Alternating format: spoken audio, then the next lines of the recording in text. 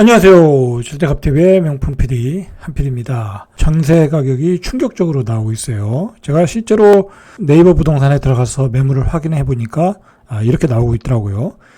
서초구 반포동의 아크로 리버파크 전용 559. 자, 전세 하한가가 최근에 떨어지기 전에 하한가가 한 13억 선이라고 그래요.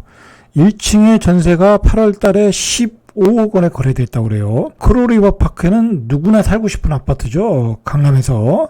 그러니까 얼마나 수요가 많겠어요. 그리고 저금리일 때 이렇게 13억, 15억 주고 한번 살아보자.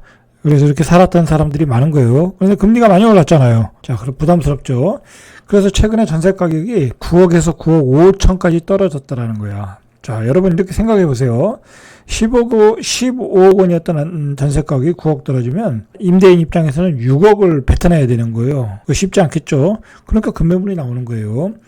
자, 2년 전 전세 실거래 13억 원에도 한참 못 미친다. 자, 이게 이제 대표적인 거예요. 이렇게 소위 이 강남의 핵심 아파트의 수요가 풍부한 곳에서도 전세 시장이 박살나고 있다라는 거예요. 그러면 뭐 마용성 다른 시장에서는 말할 필요가 없겠죠. 전세 시장의 거품이 빠지고 있다라는 걸 바로 우리는 아크로 리버파크에서 확인할 수 있어요. 돈 있으신 분들은 이럴 때 들어가서 한번 살아보시는 것도 괜찮죠. 크로 리버파크만 작살난 게 아니라 또 대표적인 또 송파의 잠실동 한 달 새 전세 가격이 1억씩 낮춰서 매물이 등장하고 있다. 송파의 파크리오 전용 5구가 2년 전만 해도 전세 실거래 가격이 8억에서 9억. 그러니까 강남 그런 데서 8억 9억이라 전세 가격이 8억 9억이라는 게 이게 어떻게 보면 굉장히 적은 돈이 아니에요. 그러니까 광역시에서 전세 5억을 받는다는 것은 굉장히 어려운 거예요. 이게 쉽지가 않은 거예요. 광역시 아파트 가격이 얼마나 거품이 있나를 우리가 알 수 있는 거예요. 전세 가격이 5억이라고 해봤자 광역시 비싼 데도 한 10억 하잖아요. 그럼 전세가율 50%밖에 안 되잖아요. 그거 올라갈 수가 없다니까요. 이 송파도 8억 9억에 달했는데 자, 지난해 말에는 10억 5천에 거래됐어요. 그 정도로 전세 가격이 셌다. 그런데 최근에 7억대 매물이 쏟아지고 있다는 거예요. 7억대. 잠실 송파 입지가 좋은 아파트에서도 7억대 전세 가격이 쏟아지고 있다. 자, 봤듯이 전세 가격이 지금 전국 동시 하락을 하고 있다는 거예요. 동시 폭락. 자, 전세 가격은 올 2월부터 하락해서 하반기 들어 하락폭이 더 커지고 있다라는 거예요. 자, 1월부터 10월까지 서울 아파트 전세 가격이 2.67, 경기도가 마이너스 4.49, 인천이 요즘 물량이 터지고 있죠. 검단 같은 데서 터지고 있죠. 검단, 서구, 루원시티, 인천이 마이너스 6.66. 하락폭이 커지고 있다. 자, 전국적으로 지방은 마이너스 1.63. 자, 대구 같은 경우는 마이너스 8.4예요. 세종이 마이너스 13%.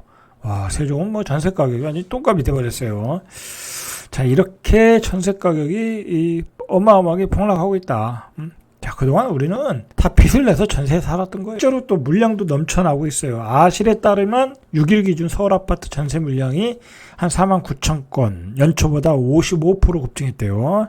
자, 어떤 이유로 급증했는지는 뭐냐면 이제 전세 수요자도 없어졌고 매매가 안 되니까 그 매매 물건이 전세 시장으로 도로 나오는 거야. 그러니까 전세 시장의 물량은 넘쳐나고 전세 수요자는 월세나 반전세로 빠져나가고 그런 구조로 가고 있는 거예요, 지금. 경기도가 116%, 경기도는 신규 입주 물량이 많죠. 인천이 119% 물량이 늘어났고, 자, 6대 광역시에서 대전이 28% 늘어났고, 그리고 광주는 560%까지 물량이 늘어났다. 자, 매매 시장이 침체니까 안 팔린 집들이 전세 시장으로 쏟아져 나오고 있다. 자, 이게 또 문제가 되는 데가 어디냐면 신규 입주 아파트잖아요. 그런 단지는 물량들이 쏟아져 나오잖아요. 검단 같은 데 보세요. 1000가구 입주하는데 500가구 이상 쏟아져 나온다니까. 그러면 거기 기반 시설도 안 돼 있고 그러다 보니까 신규 세입자를 구하지를 못해. 그러니까 새 아파트가 전세가 2억도 안 가. 1억 8천 막 그렇다니까요. 그것도 서울 수도권에. 자, 이달 말 입주를 시작하는 인천 부평구 상곡동의 799가구의 부평 두산 유브더 파크 아파트가 최근 전세 매물만 221건, 799가구 중에 221건이 전세 물건으로 나왔다는 얘기예요. 전세만 그렇다는 거야. 월세도 또 있겠죠. 분양가가 5억 600만 원, 전용 8사가. 근데 전세 가격이 2억 2천만 원이라는 거예요. 그러니까 이거 50%도 안 되는 거야, 전세 가율이. 자, 주변에 기존 주택 시세보다도 더 싼 현상이 나오고 있다는 거예요. 구축보다도 신축이 더 싸. 그러니까 구축에 전세 비싸게 살던 사람이 신축으로 이사 오겠죠. 더 싸다고 하니까. 전세보다는 이제 월세로 가는 게 이자가 덜 나가더라. 비용이 덜 들더라 하니까 월세 시장으로 수요자들이 이동하고 있겠죠. 그러면 월세는 좀 올라가는 거예요. 자, 전세 대출 금리 급등으로 이자 부담이 커진 데다 대안으로 택하는 월세 비용마저 뛰고 올해 10월까지 서울 아파트 월세 가격이 한 4.8% 올랐다고 그래요. 수도권은 6.3%. 실제로 월세 가격은 많이 올랐어요. 지난해 1월 기준으로 하면 서울 월세값 상승률은 한 10%대에 이른다. 자, 근데 문제는 뭐냐면 전세가 안 나간다고 월세로 또 놓을 수도 없어. 왜냐면 그 전세돈을 빼줘야 월세가 가능한 거잖아. 그걸 못 빼주는 거야. 자, 그런 점 때문에 갭 투자들이 힘들어하는 거예요. 실제로 월세 비중이 증가하고 있어요. 9월 말 전국 임대차 거래 20만 5,206건 중 월세 거래량이 53.5%, 10만 9,987건. 어마어마하죠. 이제 둘 중에 하나는 임대차 거래 중에 둘 중에 하나는 월세라는 거야.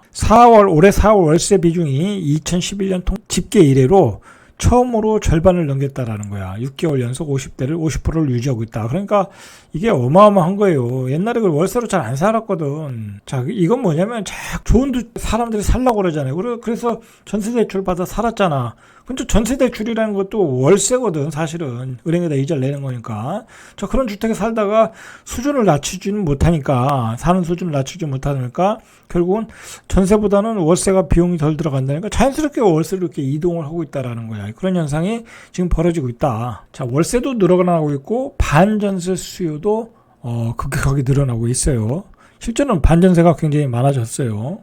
하나만 더 보시죠. 반토막 난 전세 가격. 가락동 헬리오시티 유명한 아파트잖아요. 전용 84 전세효과가 8억 4천까지 하락했다는 거예요. 지난 6월에 15억 8천만 원. 이건 뭐 매매 가격이네요. 그때는 그때는 왜 이렇게 비쌌는지 모르겠어요.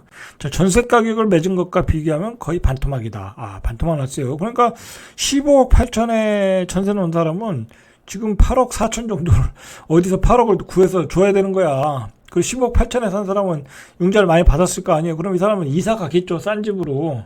그죠? 난리가 난 거예요. 그러니까 헬리오시티에서 급매물들이 나오는 거예요.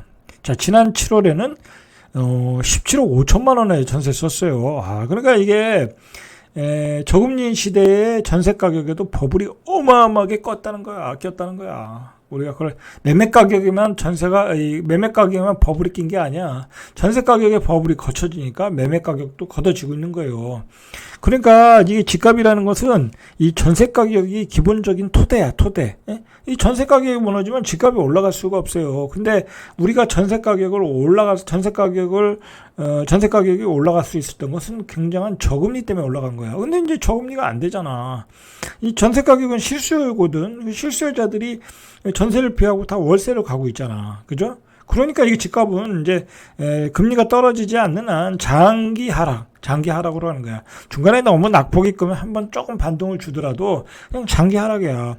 전세 가격이 받쳐주질 못하는데, 그죠? 자, 그러니까 2023년 되면 계속 금리가 올라가잖아요. 그죠? 그리고 금리의 효과는 시간을 두고 계속 이게 누적되거든, 쌓이거든. 그러니까 2023년 되면 금매물들이 쏟아져 나오는 거죠. 그러니까 뭐 지금 서두를 이유가 없어. 전세 가격 떨어지는 것만 잘 보고 계시면 돼. 자, 오늘은 여기까지. 이상 절대값TV의 명품 PD 한 PD였습니다.